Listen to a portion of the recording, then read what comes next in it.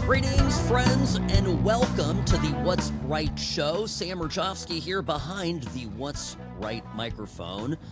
Yes, indeed. Sam at whatsrightshow.com is the email. And on X, formerly known as Twitter, at What's Right Sam. So I have to comment here on the multitude of videos coming out filmed by angry leftists capturing ICE agents, FBI agents, Department of Homeland Security agents, scooping up illegals across the country. And you'll see these are increasing in frequency. I mentioned it a little bit yesterday on the program. And one of the things that really strikes me about this, folks, is the level of violence and vitriol threatened and hurled at these officers by the same people that then turn around and demand that the officers be unmasked. So a number of these officers, of course, are wearing masks, ski masks, and other face coverings to obscure their faces, and everybody understands why they're doing it. When we look at swatting, for example, when we look at protests in front of people's homes and neighborhoods, megaphones set up, doxing, the public release of private identifying information on individuals who are drawing some form of public attention. I mean, this is stuff that the left has been engaged in and is engaged in now for the better part of 15 years. There was a piece that came out back in February, Clockwork Blue, and it goes through how the left has come to excuse away and embrace political violence. And they argue in it for the past quarter century. Progressive left factions have over and over again justified or excused political violence. And this came to a boiling point in 2016 because something happened then. And it was a bit of a shock, or at least a shock to those who were following mainstream media and believed the narrative that Hillary Rodham Clinton would become the first female president. It didn't work out that way. And when it didn't work out that way, all of a sudden, all of that negative left-wing emotion went somewhere. And it went into this, well, they called it a resistance, but it really became a really a violent movement. Remember Antifa? I mean, Antifa developed between, 2016 and 2020, peaking, if you'll recall, in the summer of George. In the wake of George Floyd's death, Derek Chauvin, you know the case. All of a sudden, right, it became acceptable for people with masks, interestingly enough, masked individuals to attack Trump supporters, to attack citizens, to attack businesses, public buildings, wreak havoc, all in the name of what? Ostensibly saving the country from some sort of fascism. Now this right, but the point is, right, you had people, you just as recently as the fall, we had a vice presidential candidate who, as governor of his state with his wife, actually felt and spoke positively about the George Floyd riots that took place in Minneapolis, St. Paul. If you'll remember, Tim Walz's wife spoke in glowing terms about the smell of burning rubber that wafted in through the windows of the gubernatorial mansion. She loved it. It smelled like justice to her. It's a glorification of violence. Now, this piece, Clockwork Blue, talks about this cultural shift among progressives toward accepting violence as a response, as an acceptable response to perceived injustices, wrongs, etc. Remember Antifa in Portland? All right. The left supported that, applauded it. They pushed for this. And one of the most frustrating things, and we spoke about this a number of times here on this program, as all of this was taking place, as all of these events were unfolding, you know, I can't, how many times I said something to the effect of, we have a here and now, the end of a discussion. There's no longer a conversation about what is your opinion, my opinion. The other side, and I'm speaking as a conservative, I'm speaking as a Trump supporter, the other side wasn't interested in what I had to say or you had to say. They didn't care that we had a different point of view, something that was always a hallmark of America, something that was always, you know, very uniquely American. We could disagree. We could, you know, we could have differences of opinions, and we could still get along as neighbors, as friends even. And that all went out the window. All of a sudden, best case scenario, children weren't talking to parents, parents weren't talking to children. And worst case scenario, businesses and homes and entire neighborhoods were being burned and looted in the name of what? Fighting against Trump. MAGA, Trumpism, Republicans, conservatives, etc. Now, it has to be said right here that these were actually the fascist tactics. This is exactly what the brown shirts did in Germany. It was precisely the kind of political violence that Hitler used to come to power. Ditto the Bolsheviks. This irony lost, of course, on the political left. But the progressives supported this political violence because in their minds they could not believe that the parallel fake, phony universe where they were right about everything didn't actually exist in real life, that a strong number, a large portion of Americans back in 2016 and a majority of Americans in 2024 rejected leftist premise for what America is and ought to be. Americans, a majority of them in 2024, looked at what was going on and said, no, this isn't for me.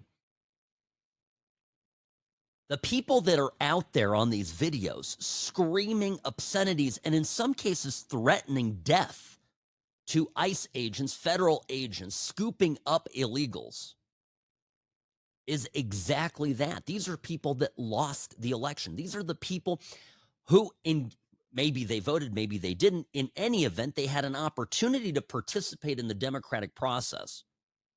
And regardless if they did or not, the democratic process decided that we wanted something done about immigration. We wanted this to happen.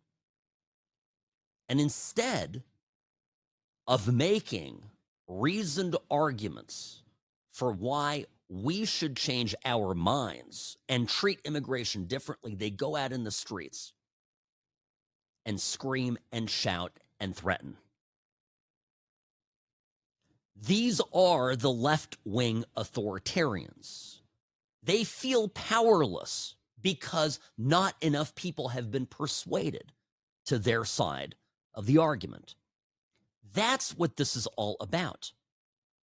And again, I just come back to it very simply. Persuade people, bring them over, convince us that what is happening is wrong. I look at these raids, that's a very important point. And I look at these raids and the videos always show a bunch of agents swooping in to grab one guy. And I think to myself, okay, I got 10 agents here swooping in, going in, grabbing one person. That person probably is not just some rando illegal who's been paying his taxes for 12, 15 years in the country, okay? That person has engaged in some form of criminal conduct and is on a short list for deportation. Tom Homan is looking for that person specifically and devoting significant resources. So the people that are protesting in the name of compassion or whatever they're saying, anti-fascism, are really here pleading for the police to leave criminals in our midst. It's so insane when you stop and think about it, what it actually means. But that's the political left. And that argument would never win. It's an 80-20 issue. You ask Americans, even now, after Tom Homan has been running loose in the country, running roughshod over illegals, hiding from the federalists. No, even after all that, you ask Americans, do you think that criminal illegal aliens ought to be deported? Toot sweet. Taken out of the country, sent off, put in planes, trains, automobiles, whatever it takes, get them out. Ask people what they think of that. Overwhelming majority respond over and over again in poll after poll. That's what we want. And so what are we dealing with here? The new left, they're terrorists. It's no different than what you see with Hamas. They are trying to get their political way through threats, through intimidation, through violence, through fear. They did this, by the way, they did this with the courts. They did absolutely this with the courts. Trust me, there are Supreme Court justices right now who are so terrified of Antifa and their various splinter groups, political leftists engaged in violence, that they are terrified to vote according to their conscience. That's a problem, okay? We no longer have a democracy. We no longer have a functioning country if we do this. It's going to devolve into some sort of, a PLO-style banana republic. And that we cannot tolerate. Sam Mirejovsky, News Talk 840 KXNT. The What's Right show is brought to you by Sam and Ash Injury Law. In a crash, call Sam and Ash 702-820-1234 because you deserve what's right. I'm the best. Personal injury law has been the same for a long time. The best. Big egos, greed, and sleazy schemes. We've had enough. Welcome to Sam and Ash, the new standard for personal injury law, where things are done the right way, because you deserve a team that delivers real support and results. When you have both, your whole world can change. Sam and Ash Injury Law, because you deserve what's right. Rarely wrong, always right. Sam Mirejovsky here behind the What's Right microphone. Greetings, friends. Welcome back. The What's Right show is on. By the way, the Intelligencer here, New York Magazine, did a piece on immigration by Jack Herrera, who's described as a New York-based independent reporter. This came out on Monday. And it whole piece, folks, the whole piece is a cry for help from an insane leftist complaining about Trump's push to deport illegal immigrants. And he highlights in this multiple, it's how it's being described, multiple U.S. citizens who've been caught up in the dragnet. For example, Jose Hermosillo, a 19-year-old from Albuquerque, spent 10 days in detention before the government acknowledged you as a citizen, dismissed his deportation case. Talks about a 20-year-old in Florida. They transferred him to ICE custody. Okay? Da-da-da-da-da. And they took days to figure it out. Now, I'm reading this piece. Can I just say what I get from this as an attorney? What I get from it is that these Americans that were obviously, I'm not disputing any of the facts. I'm not going to independently verify these facts. I'm just taking it as Mr. Herrera portrays it here. What I take from it is there obviously is some form of due process that is taking place. The whole idea of due process is the government comes to you and says, you're this, or you're guilty of, of X, of Y, or we want to take some right from you. Okay. So then there has to be a process prescribed by law. It's not very complicated if you're not a citizen and you're in the country illegally. It gets more complicated and you have more rights, obviously, as a citizen. But my point being is that something happened in the case of the first guy I was telling you about, Mr. Hermosillo, the 19-year-old from Albuquerque. Something happened in those 10 days where they obviously reviewed his file.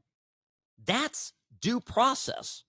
And nowhere in the pages and pages of liberal lament in this piece do they say, well, it turns out that in spite of all of our, propaganda, the Trump administration seems to be giving people, some form of due process, of review. It's just an interesting point. I'm just pointing something small out to you. Now, let me say this. I have, I've got this, and I've got to get to this here. I mentioned these videos that are coming out. And, no, I mean, this just is wild stuff. And I'll get to them here, I think, after the break. I'm going to get to them because I want to play these in order and make sure I describe them all really thoroughly. But I absolutely will say, now I bring up the due process issue because it's one of the reasons the left justifies violence and protests against Trump's immigration policies. They say Trump is violating the Constitution. Trump's being a fascist. Trump is ignoring the law. So consequently, the left then becomes justified in their minds that violent opposition to the lawful operation of federal agents is somehow noble. Now, this is coming from a protest in Minneapolis. This was recorded yesterday. I'm going to play this clip here because it's just absolutely wild what you hear. A group right here trying to block the police from leaving once again. They threw out a bunch of garbages. Now people are trying to create a line out here to stop ICE and FBI. So they're dumping trash. These are ATF agents. They're throwing things at police.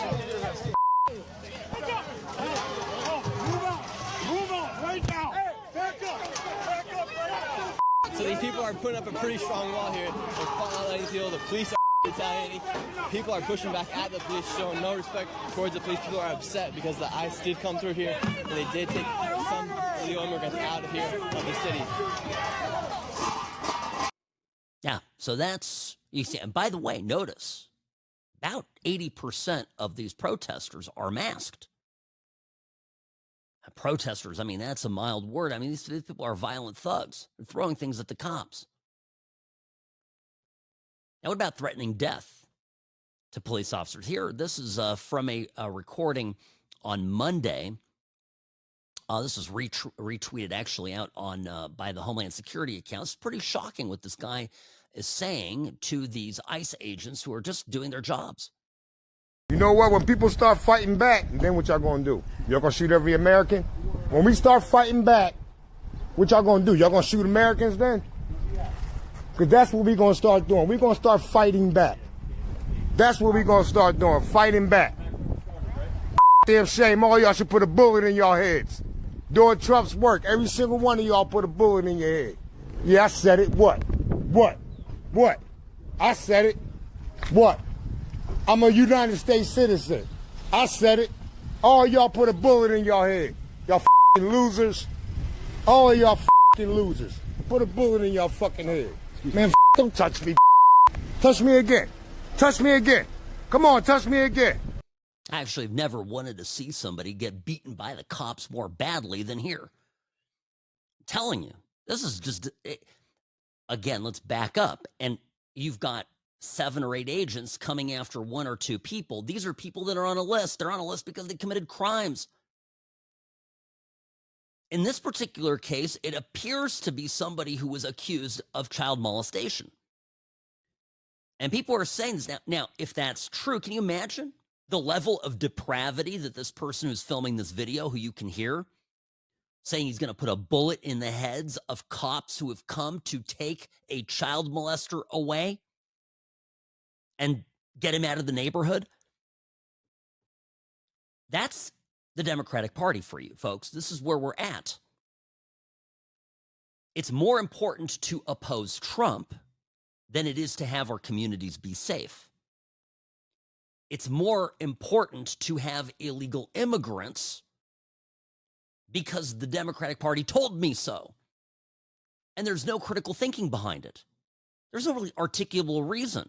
Because why? Because it's compassionate to allow people into the country illegally who commit crimes.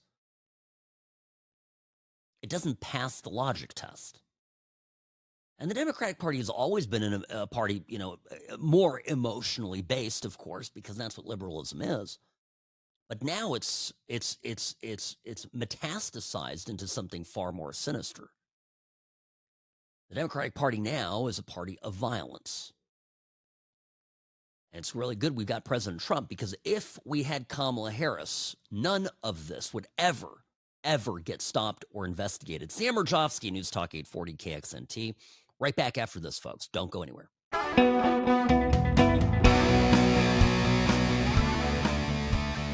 Greetings, friends, and welcome to the What's Right Show, your place for common sense conservatism, Monday through Friday, 1 to 3 p.m., right here on News Talk 840 KXNT.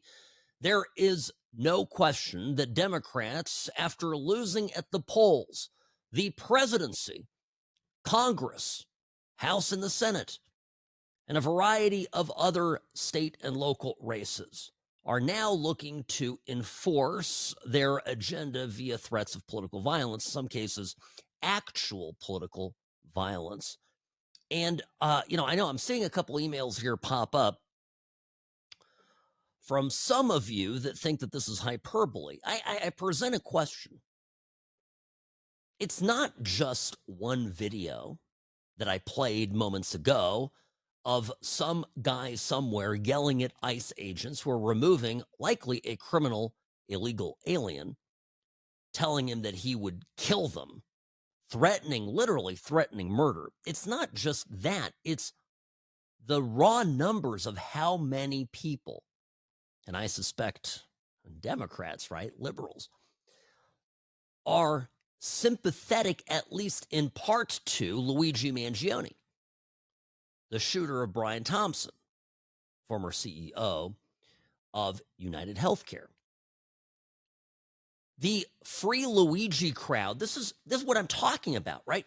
Imagine among us are people who think that in a targeted murder, an assassination of a CEO, because that company does quote unquote evil, whether they do it or not. I'm not going to get into the merits of it. If a company is committing fraud, and the respective, law enforcement agency, whether it's the federal government or state prosecutors, don't charge them, you can file suit. You can file suit, and if you've got a good case with good merit, you can get a lawyer to work on a contingency fee basis and represent you, particularly against a deep-pocketed defendant like United Healthcare. We have a system in this country for dealing with these things. We are not a lawless banana republic, and yet the left thinks that this is permissible. The left thinks and supports, it's the truth, right? Supports people who cry free, free Palestine and commit acts of violence while shouting those words. These are not isolated incidents. This is part of a growing trend. It's my point of this, right? None of this is occurring inside a vacuum. Now, for his part, as it relates to immigration, Tom Homan, speaking out in regards to comments made by Andrew McCabe, who's a former FBI agent. Andrew McCabe, what was his actual position there at the FBI at the peak of his career, Robbie? Was he deputy director? Yeah, this guy, second in charge, right, at the FBI, out there criticizing Homan and ICE agents in the FBI now for enforcing the nation's immigration laws. Tom Homan asked about this earlier in the week on Tuesday on Laura Ingram's program, Fox News. Listen to how this went. Listen exactly what he says. Tom Homan could care less what the libs are coming at him with. Andrew McCabe is an embarrassment to the FBI. He's an embarrassment to the badge he carried. Bottom line is, did he take an oath to enforce laws? Because so didn't ICE. ICE, as you said earlier, Laura, ICE is enforcing the laws enacted by Congress, laws that they get obligated and funded to enforce. ICE isn't making this stuff up. They're enforcing the laws or holding their oath. This is what they're supposed to do. If you're in the country legally, you got a problem, and we're looking for you. We're going to prioritize a bad guy before we go to the other guy, but doesn't mean the other guy is off the table. We're enforcing immigration laws. That's what the American people voted for. That's why President Trump is in the White House, because that's what the American people wanted, and we're going to keep President Trump's promise to the American people. You can hate or like Trump all you want, but here's the fact. His success on the border, his success in immigration enforcement, his success on national security is unprecedented. I worked for 6 presidents. No one even comes close to the success of President Trump. I'm proud every day to wake up and work for this man, because we're making a difference. We're making this country safe again, one illegal alien at a time. And you can hate it all you want. We're going to do it. We're not going to stop us. We're going to continue doing exactly what we're doing. Take all the pictures you want. Scream all you want. It doesn't matter. We're going to do the job. Why do you think, and I'm posing this question again, why is it that they're yelling at these ICE agents to remove their masks? What do you think that's about? Because that's what, by the way, I mean, I'll give you an example of it. It's not just coming out in articles and tweets put out by liberals. These, where's this protest? This was Minneapolis. It's a DEA enforcement raid. They thought it was an ICE operation. It was a drug raid, for Pete's sake. They're going after drug dealers. We have fentanyl killing kids in America. And these idiot protesters get out there and they think they're dealing with, they think it's an ICE raid, so they're going to disrupt police operations. But listen to what they're saying.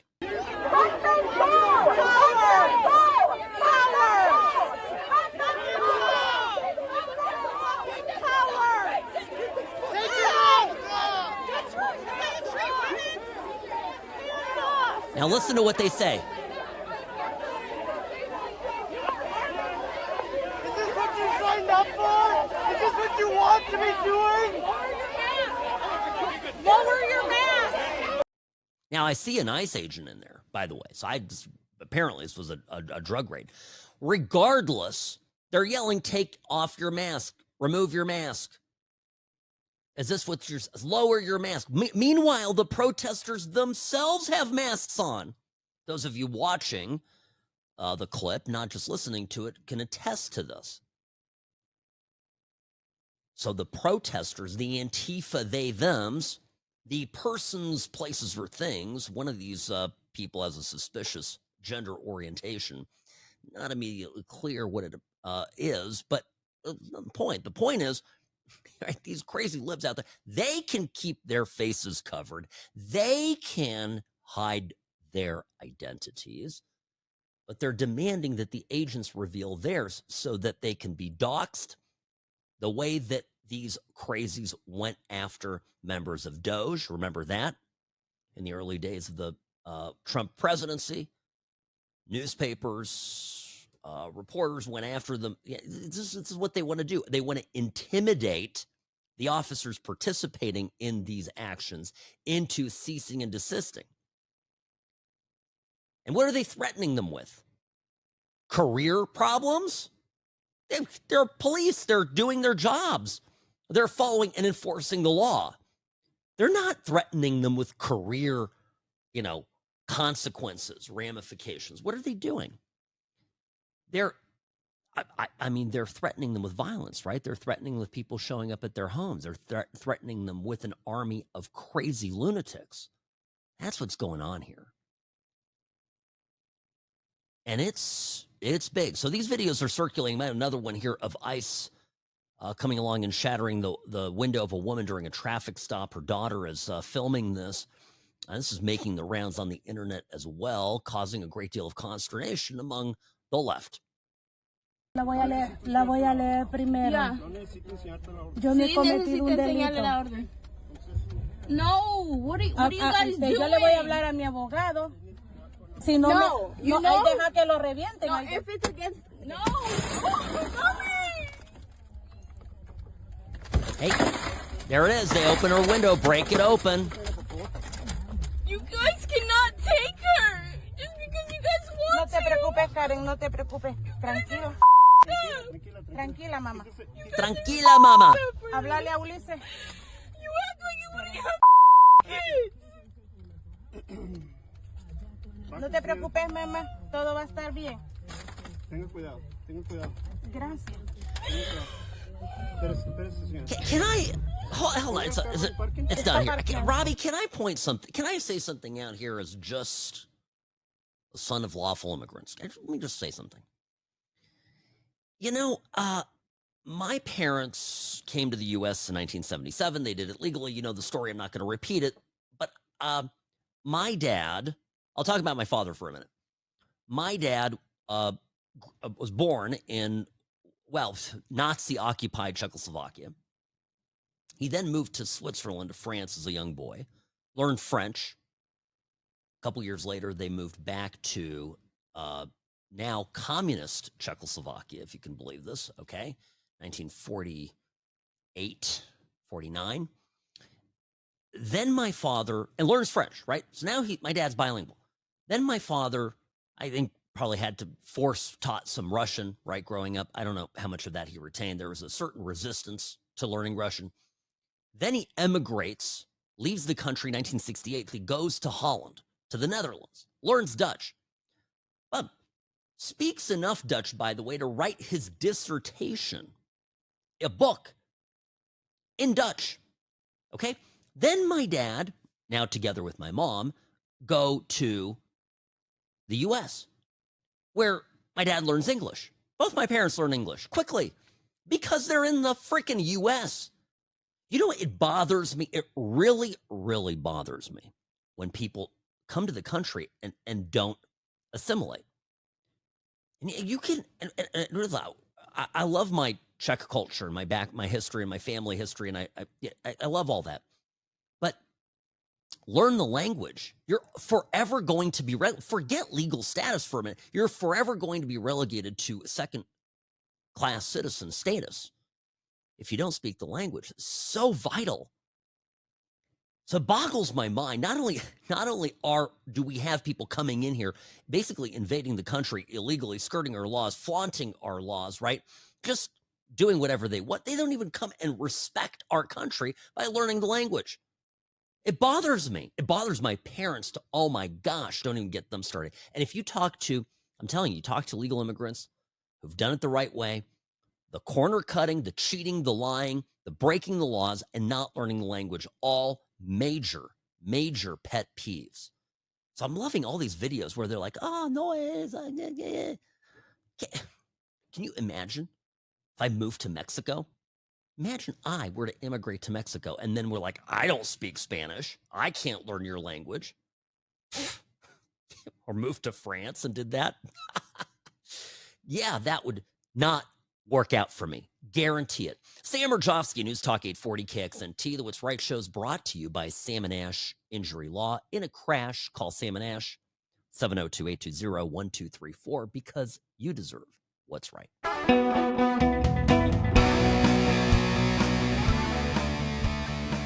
By the way, the ICE director had to come out and explain why they wear masks. You know, this was good. I like this. Sam Mirejovsky, News Talk 840 KXNT. Welcome back to the What's Right show. ICE Director Todd Lyons answered questions Monday at a press conference on why his agents are wearing masks. Now listen to this. I'm glad he came out and said this. So a lot of agencies were invited to come out 2 weeks ago in Los Angeles where we ran an operation where ICE officers were doxxed. So let's just say that again. People are out there taking photos of the names, their faces, and posting them online with death threats to their family and themselves.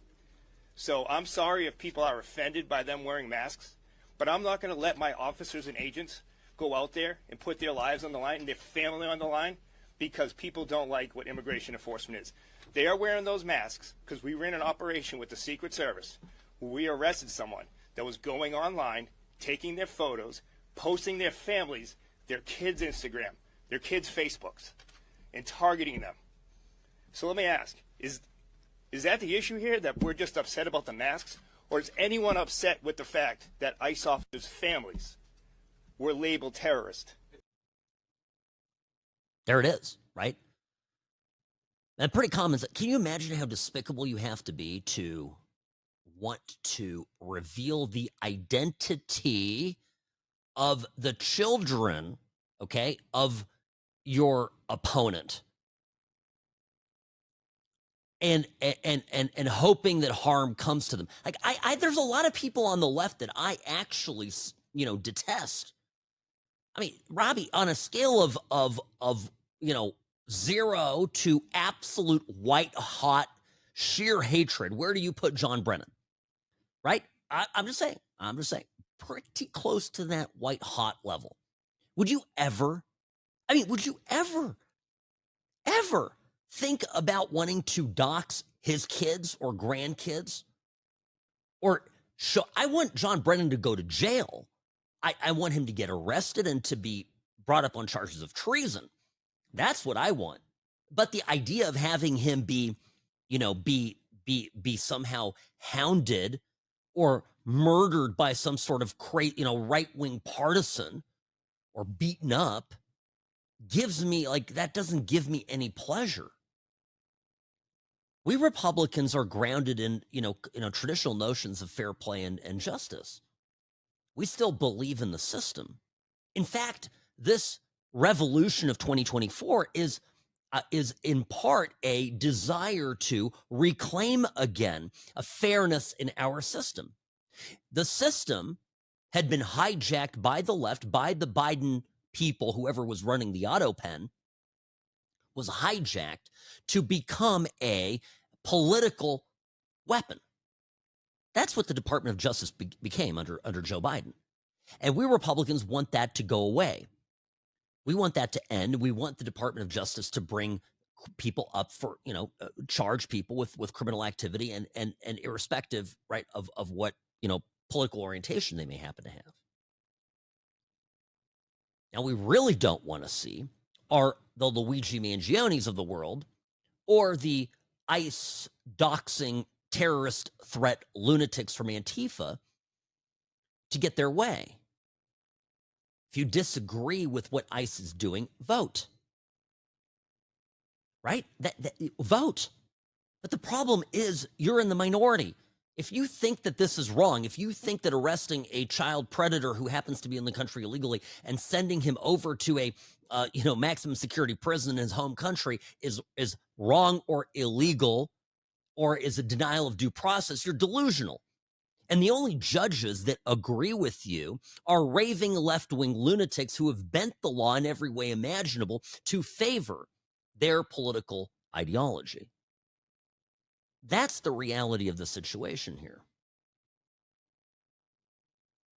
Now, Hakeem Jeffries, a.k.a. Timu Obama, says that ICE agents cannot legally remain anonymous. Said this at a press conference in the U.S. House of Representatives on Tuesday. Every single ICE agent who's engaged in this aggressive overreach and are trying to hide their identities from the American people will be unsuccessful in doing that. This is America. This is not the Soviet Union. We're not behind the Iron Curtain. This is not the 1930s.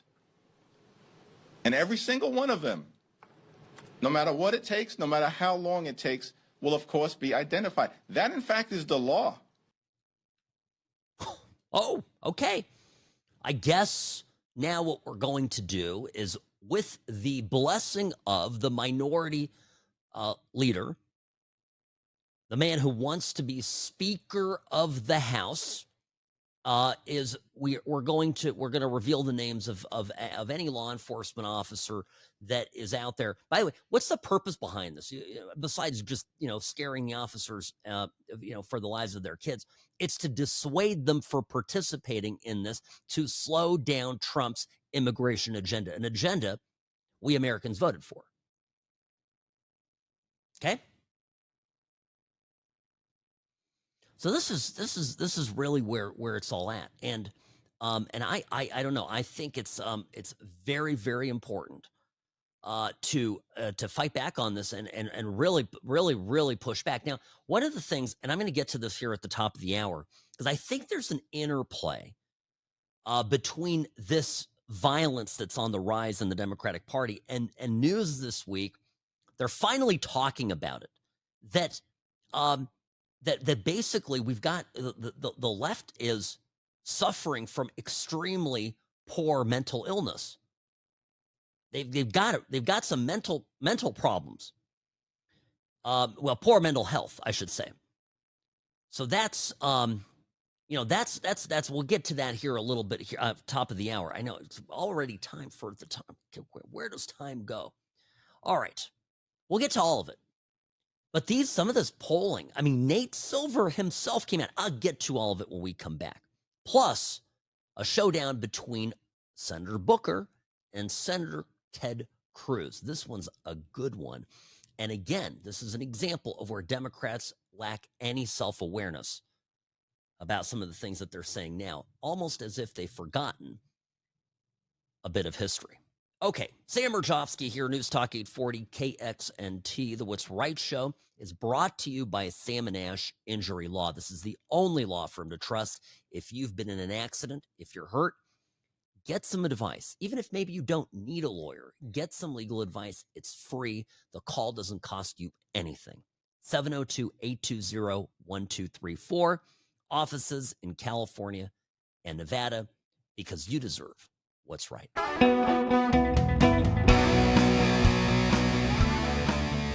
Live from beautiful Las Vegas, Nevada, Sam Mirejovsky here behind the What's Right microphone. Greetings, friends. Welcome to the What's Right show. My email, sam@whatsrightshow.com. And of course, on X, formerly known as Twitter, @whatsrightsam. All right, a fun little story here that came out at the end of May, has been making the rounds, but I have to bring it up here because this was just over the weekend, and I didn't get to it. The Washington Post, Jeff Bezos' newspaper, ran a headline which read, "The mysterious drop in fentanyl seizures on the U.S.-Mexico border." Huh? The mysterious, I wonder what could be leading to this mysterious drop. See, it ties into the immigration debate. Trump has closed the border. I mean, it's self-evident what's happened. This is, by the way, the byline's almost better. Quote, "The reasons behind the decrease of fentanyl seizures in the U.S. and along the U.S.-Mexico border are complex. Well, they're difficult to admit to people who are invested in taking down Donald Trump." Trump ran on a platform of a critical thing was closing the border and fixing the illegal immigration problem. So that's happening. ICE is enforcing arrests inside the country. And of course, our Border Patrol, together with our military, has been deployed across the southern border, even on parts of our northern border that were previously not patrolled. And incidents of illegal entry are way down. This means, of course, by definition, since drugs were being carried by migrants, right? This was the deal. We know this. There have been interviews. I mean, the human toll at the southern border through unfettered open borders under Joe Biden meant that ordinary Mexicans, Guatemalans, El Salvadorians were being basically used by the cartels to bring drugs across the border.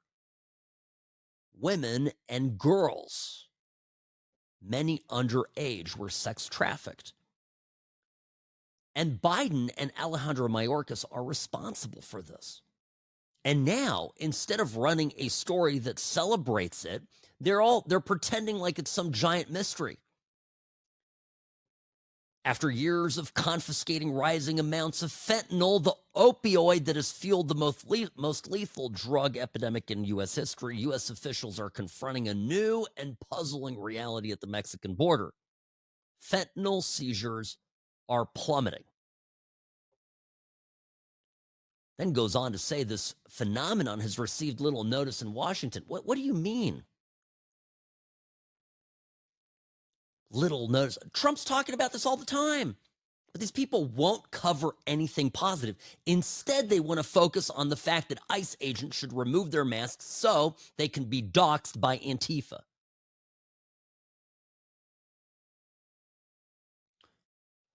I mean, that's the left. Now, it used to be, and I mentioned this at the top of last hour, so let me just repeat this for those of you joining. It used to be that we in America could have a discussion. We could talk to the left. The left could talk to the right. Now, we've always been reasonable. In fact, we're used to being spoken down to and belittled, okay, by the political establishment. We're used to, some of us that are a little bit older, remember a time like my parents do, a time when, you know, talk radio was in its infancy, maybe not even existent. ABC, CBS, NBC, the big three. A time when whatever came out of Walter Cronkite's largest orifice was gospel truth. And what did this mean? It meant that if you were conservative and a little bit of an eccentric thinker, you thought outside of the box, questioned dogma, particularly liberalism, or an anti-communist, for example, you were on the outs. But at least we could debate the left. Now, the left wants us dead. Now, it's kind of funny given that the left is becoming very cozy with the Hamas people. Now the left functions almost as some sort of terrorist organization. They call in SWAT calls. They put your information up on the internet. And I'm convinced really the left is in a bad place. And this is one of the big stories this week that I wanted to get to is the data, just the raw data now on the mental health of Democrats versus Republicans. And it's fascinating to me.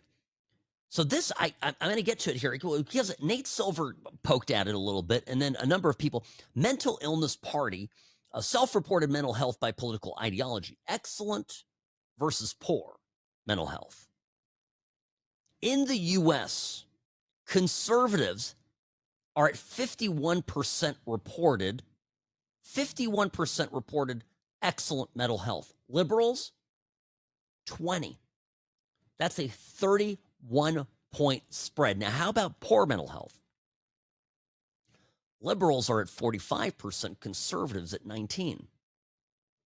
That's a difference of 26 points.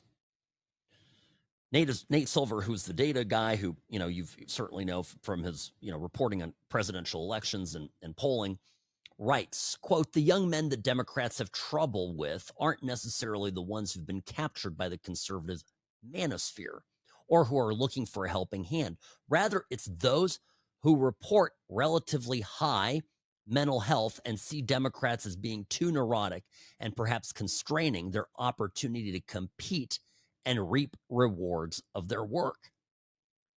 Now, I think it's even more. I think it's even more simple. I think it's very basic. Conservatism says to you, you can do it. And there is absolutely nothing more satisfying for an individual than achievement and self-reliance. Let me put this another way. I've spoken many times about the fact that, producer Robbie and I, we're roughly the same age, plus or minus a few months. And so we came of age in the 80s and 90s at a time when we would hear things in school like self-esteem. Robbie, how many times did you hear about self-esteem in school? I mean, yeah, okay. Robbie's shaking his head and looking exasperated. All the freaking time they self-esteem. So Robbie, of course, I'm the son of, immigrants who escaped a communist country. And so I come home to my mom and I say, Mom, something to the effect of, because my mom was always on my case about not doing work. I was a terribly lazy kid. And, always on my case. And I said, Mom, stop being so mean to me. My self-esteem is important, because I picked this bull crap up at school and wanted to impress her with it, I guess. And I'll never forget, my mom laughed at me and said, I don't care about your self-esteem. I care about you getting things done and making something of yourself, son.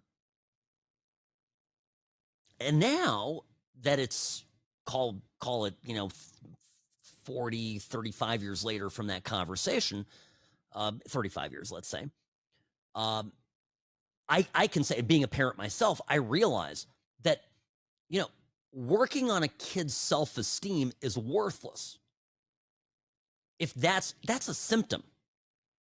A kid feels good about themselves when they're killing it at school, engaged in sports, competing, going out and playing, even getting in the fresh. I mean, self-esteem is which was sort of a focus of a thing that we were pursuing, and everybody that is my age or younger has been indoctrinated with this, is really nonsense, because it's all about the achievement, the self-reliance, everything. And the Democrats, right, as a party, because this is how socialism works, they don't want you to be self-reliant.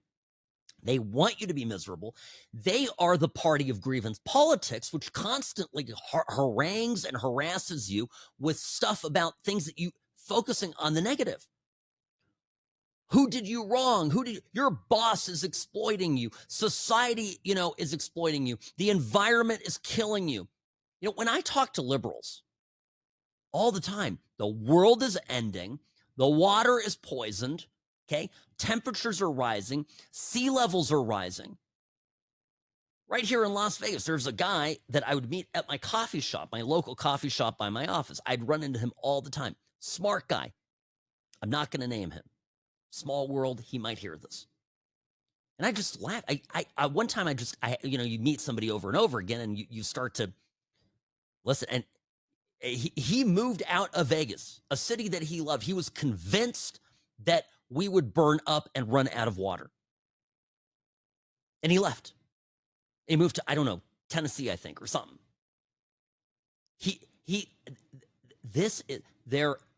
The Democratic Party, the reason that these statistics are so true is that the Democratic Party feeds this fear-mongering and hatred and class envy and grievance politics and environmental death, and destruction. They feed this negative stuff into people, and those that are willing and receptive to taking it completely break down. And that's where the Democratic Party wants you. They want you in that position where you are absolutely useless without the government.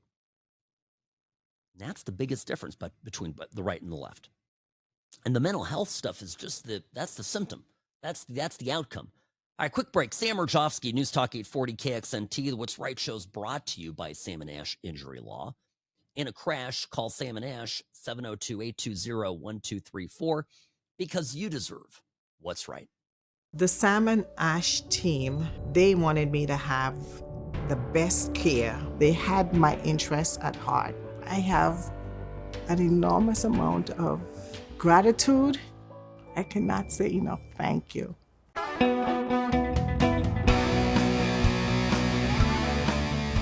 Sam Mirejovsky behind the What's Right microphone. Greetings, friends. Welcome to the program. Yes, my mental health is A-OK.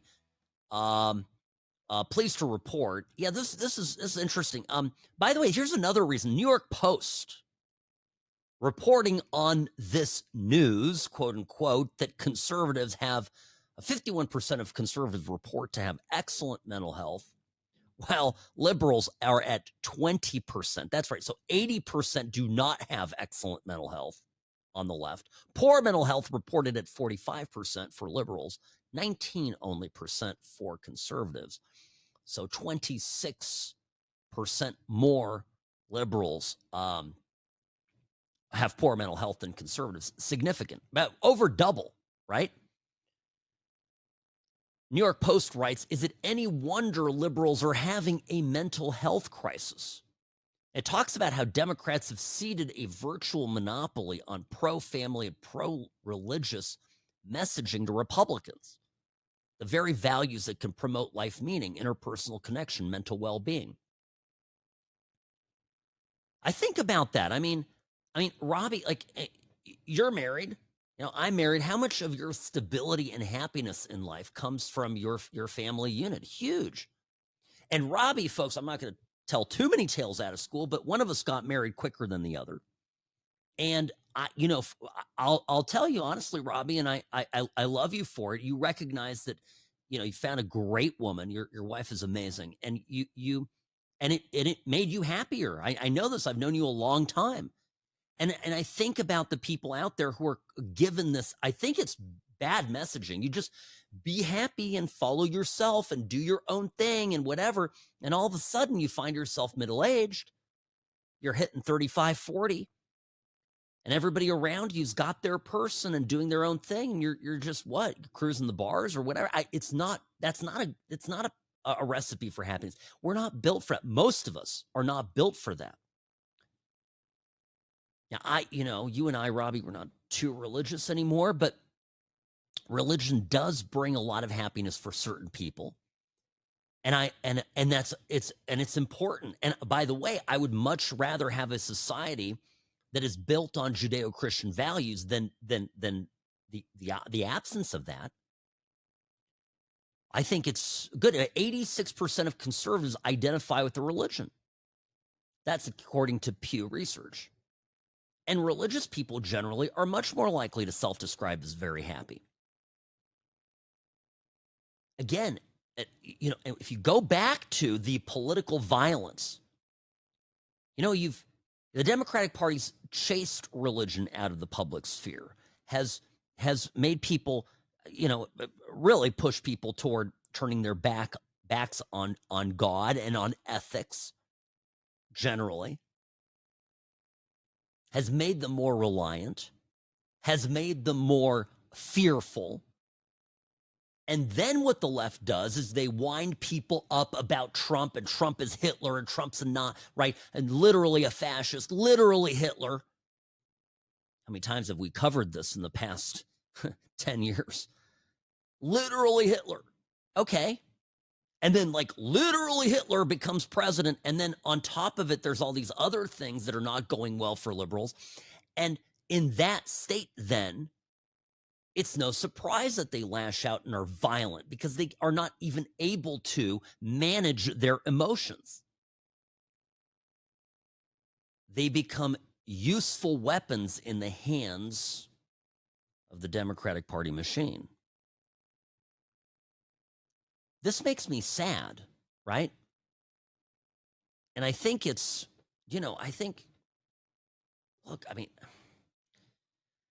think about this, right? How obsessed are Democrats with immutable characteristics? If you're white, you're guilty of being a racist. If you're black, you're the victim of systemic racism. And I could go on and on, right? But I'm going to just use the black and the white thing for a moment. Both are depressing, because you're essentially telling me and my black friend to our faces, if we're sitting side by side, you're telling both of us, you can't help it. You are who you are. That's, again, immutable characteristic. You can't change that. You can't fix it, right? Not that you'd want to, but the point being, right? You're forever doomed, and you're forever cursed by virtue of your race. The Republican Party, on the other hand, says, we don't care that you're black or white or brown or pink for all we care, gay or straight. The only thing we care about is that you are, you know, a good person and work hard and are successful.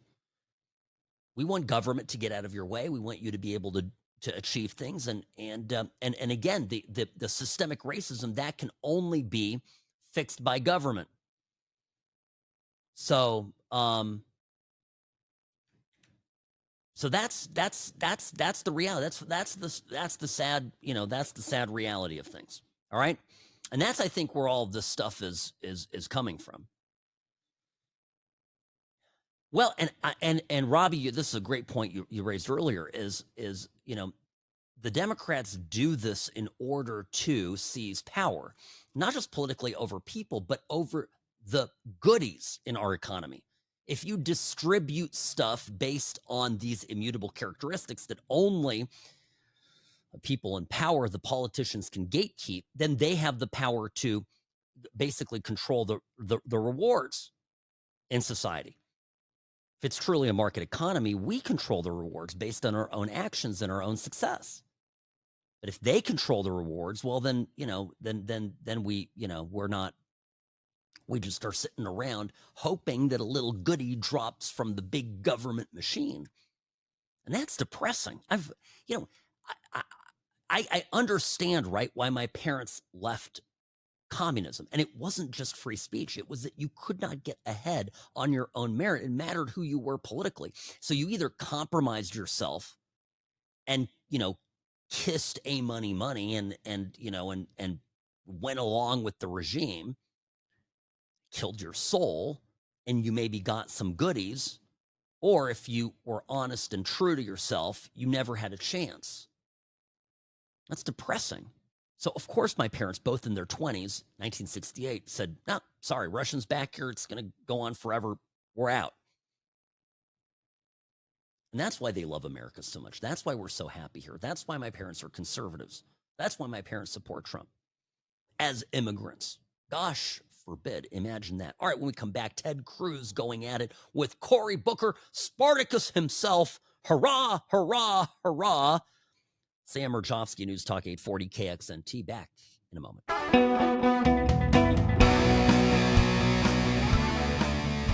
Fireworks this week on Capitol Hill. Cory Booker, Spartacus, going after Ted Cruz in a Senate judiciary hearing. Sam Mirejovsky here, News Talk 840 KXNT. Sam at whatsrightshow.com, Sam at whatsrightshow.com. Greetings, friends, and welcome to the program.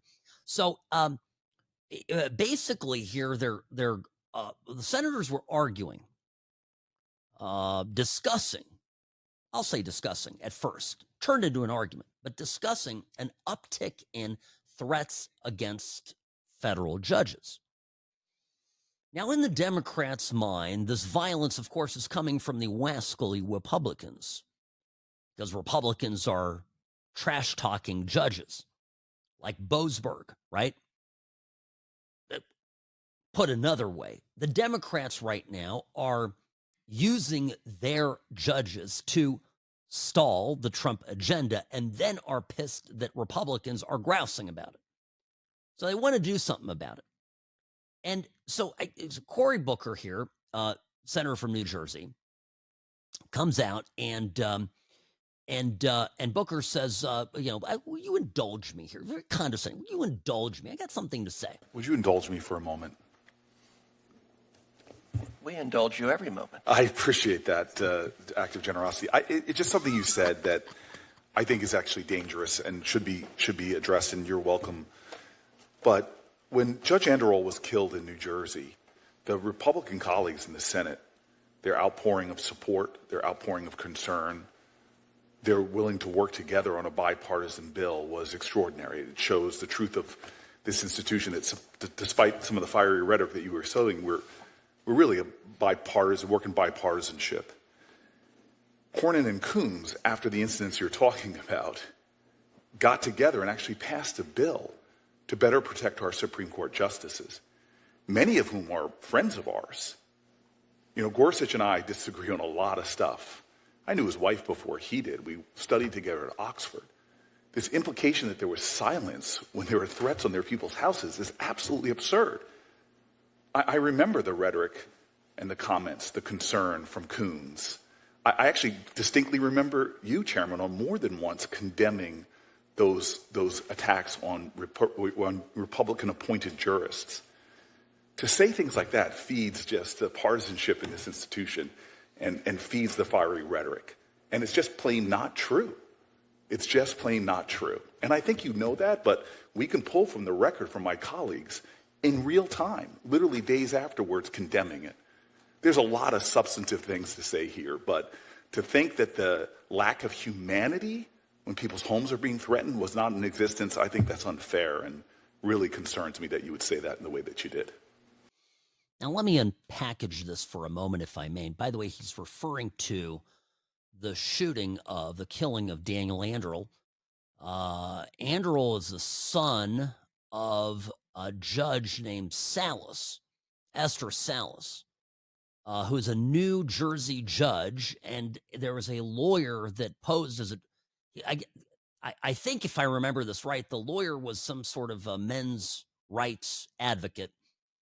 And so he felt that Judge Salas was ruling for women as a family court judge.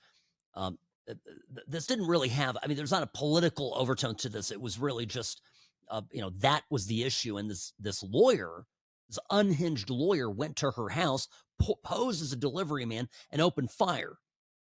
And he killed her 20-year-old son. This was back in 2020. Now, you hear this, right? I don't care what your opinions are about family law, about politics, about maybe fathers getting the short end of the stick in our legal process. But you hear this, right? And you think, this is terrible. Like, the guy ended up taking his life, but we as conservatives immediately think, I was ham, right? Electric chair. We don't even think twice about it, right? So we're awful, and we agree on this. And what Cory Booker is saying here is, well, we got all these nice words from Republicans when that happened, but we know those words are empty because look at what Republicans are doing now, really whipping up the rhetoric against the judiciary. Now, whipping up the rhetoric, Robbie, tell me. I don't know if I'm missing this. My sense is, okay, that that we Republicans, when we're talking about, our angst with the federal judiciary right now vis-a-vis Trump and these executive orders that are getting stalled at every turn, is that we want to see these judges impeached, perhaps.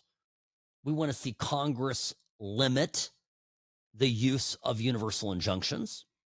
We want to see political solutions to perhaps reduce the power of the district court trial judge powers that they have to interfere with the executive branch of government. I talk to a lot of conservatives and I listen to a lot of conservative media. I'm not listening to any conservatives, even the wacky ones that are out there saying, let's shoot some judges. I'm certainly seeing a lot of stuff on the left about let's kill Trump, 86-47. We got the former FBI director putting little seashells down at the beach. Oh, look what I found. Right? And then I think back to, I don't know, wasn't it that not that long ago that we had the Hobbs decision? And the left went out.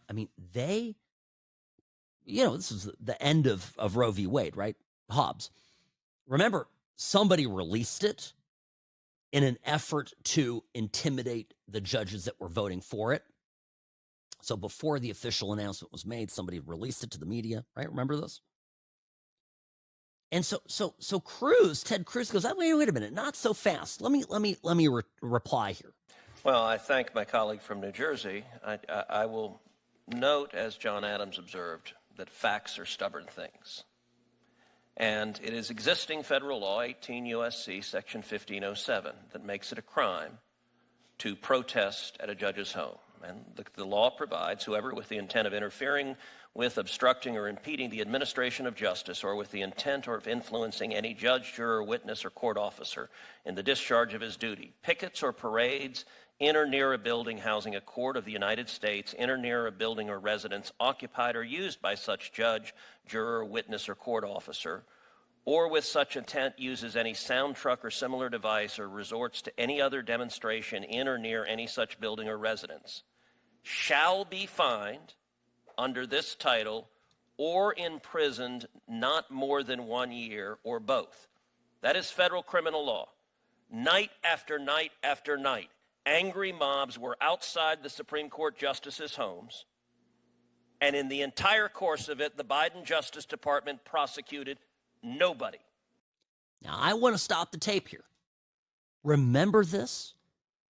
I mean, remember when the stories in the Washington Post were covering, whether it was Alito or Kavanaugh, and their neighbors would go, "Oh, this is just the biggest pain in the butt. We have to live next to a Supreme Court justice that wants to take away reproductive rights." Washington, D.C., everybody's a leftist. Oh, this is so sad.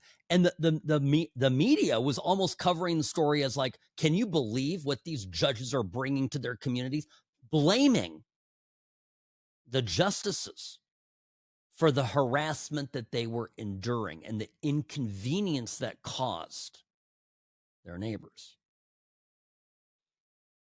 I remember this coverage. I remember it vividly. And this is what Cruz is talking about. Nobody. We had the Attorney General sitting at that table, and multiple Republican senators asked him, "Why are you not enforcing the law? What they are doing is a crime." And my friend from New Jersey said, "It is a lie to say we, the Democrats, condone this." I would challenge my friend, find a single Democrat senator on this committee holding the Attorney General to account for not enforcing this law. I was here at those hearings, and I do not recall a single Democrat senator saying to the Attorney General, "You should arrest these people who are violating the law. You should protect the judges." I agree that there was general language against violence, but not a single Democrat senator that I ever saw in this committee was willing to hold Attorney General Merrick Garland to account for flagrantly disregarding the federal criminal law, because the Biden administration agreed with the protesters and I think wanted those justices harassed. Yeah. That's exactly right. And I'm going to just bring one more thing up. Remember Chuck Schumer getting up on the steps of the Supreme Court in the midst of the Roe v. Wade debate? Look, remember this? And they're taking away fundamental rights. I want to tell you, Gorsuch, I want to tell you, Kavanaugh, you have released the whirlwind, and you will pay the price.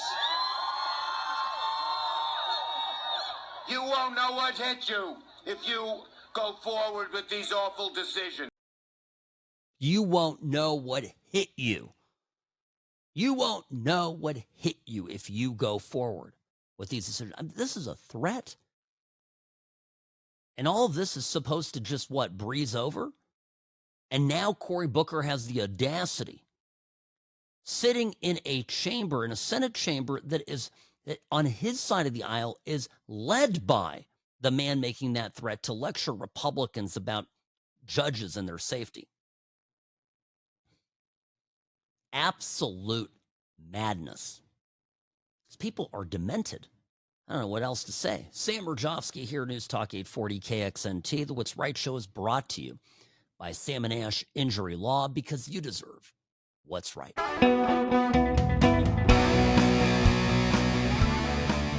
Rarely wrong, always right. Sam Mirejovsky here, News Talk 840 KXNT. Greetings, friends, and welcome back. The What's Right show is brought to you by Sam & Ash Injury Law.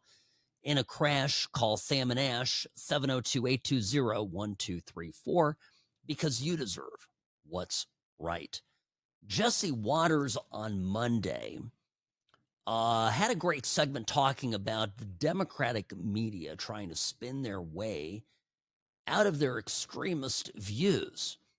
And it reminded me again, that Sunday, when this attack was taking place in Boulder, Colorado, remember the first thing that they did was they said, oh, it's a white male. And then on New Year's Day, when there was a guy driving through New Orleans, running people over, killing people indiscriminately with an unfurled ISIS flag attached to the back of his truck, the FBI, Joe Biden's FBI, and the New Orleans police, nobody could come out and say, I have no idea what the motive is. I have no clue. They downplay the extremism that we have in our country, because of course it's not convenient to our political narrative. Here's what Jesse Waters said. Very good CNN stuff. is certain that if you want to build a wall, you're racist, but doesn't want to make any assumptions when Muslims burn Jews with flamethrowers. The New York Times didn't like calling the terrorist an illegal, so they put illegal in quotes. NBC blamed the attack on Musk because Musk sells flamethrowers, even though this guy didn't even buy one. He made it in his garage. Over at MSNBC, they called the illegal Egyptian Muslim a white male. There's an individual that's taken into custody. He's a white male. Whether or not that's the person that police ultimately arrested and will ultimately charge in this crime, a bit of a question at this time. Democrats were most concerned, obviously, with Republicans pouncing. I believe that you will see Republicans blaming anti-Semitism on the left. I think that you might even see some Democrats parroting Republican talking points. But Democrats were the pouncers. The terrorists used matches and gasoline, so naturally Raskin called for gun control. We are still in the midst of a gun violence epidemic, so we need to be acting with due concern for human life. This is why, of course, we have been fighting for a universal violent criminal background check. We are for a ban on military-style assault weapons in the country. Our lax gun laws are a danger to everybody.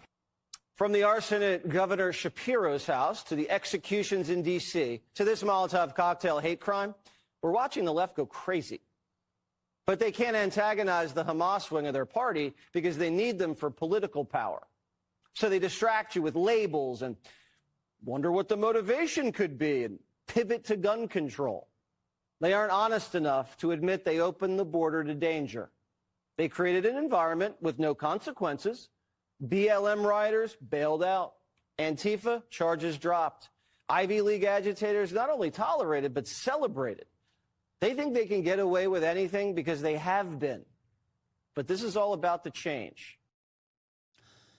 Exactly right. And now that it is changing, by the way, what are you hearing? You're hearing cries of xenophobia. Remember the Muslim travel ban? Almost seems ridiculous. That was a big cry during Trump's first term. Oh, Muslim travel ban. Well, last night it happened again. After we got off air, news broke that Trump banned travel from countries of concern, banning travel entirely from Afghanistan, Burma, Chad, Republic of the Congo, Equatorial Guinea, Eritrea, Haiti, Iran, Libya, Somalia, Sudan, and Yemen. Partial restrictions have been put in place on Cuba, Laos, Sierra Leone, Togo, Turkmenistan, Venezuela, and Burundi. Oh no, Burundi on the chopping block. Okay. By the way, the response so far, there's been a response, but it's not the same hysteria that occurred, 8 years ago. And the reason for it's very simple. Most of Americans now are on board with this. Yeah, we don't want dangerous people in our country. Yeah, we don't want terrorists in our midst. Yeah, we don't want to be overrun with illegals. It's now common sense, finally, to say enough is enough. Geert Wilders, who controls the now, I think, largest or second largest party in the Netherlands, who was in the coalition, in the government coalition, And basically, as a condition of joining the coalition, not as prime minister, said, look, we got to have good, immigration policy. We got to close the border. We got to start getting rid of bad people in this country, in the Netherlands. And he kept saying, oh, yeah, we're going to take care of it. So bounced from the government and basically dissolved parliament in the Netherlands this week. This is the way. No negotiating on this. We've got to close borders to people that want to kill us. There's something desperately suicidal for the West where we somehow, for whatever reason, want to constantly import people into our midst that want to do us harm. It's insane, right? I don't know. I think it comes from, going back to the question of, mental fitness, happiness, good mental health versus poor mental health. Now, when you're confident in yourself, and that's what we conservatives are, we recognize that we don't need a virtue signal. We don't need to win people over by being compassionate. We need to be good people. We can't be taken advantage of. It's the hallmark of being a healthy human being, right? Battered, people who get abused, have lower self-esteem as a general rule, right? And abusers take advantage of that. And this really is a metaphor for our country. The left has, it's like battered and abused, and people taking advantage of it are all these, dangerous folks streaming into the country. Was that, I think I did it. I read this week the words of the terrorist who threw those Molotov cocktails at Jewish people, at Jewish Americans in Boulder, Colorado. I mean, there's nothing in there grateful about America. There's nothing in there, there's nothing expressing, happiness with being in the country. Jihad and Allah, number one. And the U.S. and France and Germany, you name these, right? They all be damned. Meaning, F the West. F Western society. What matters?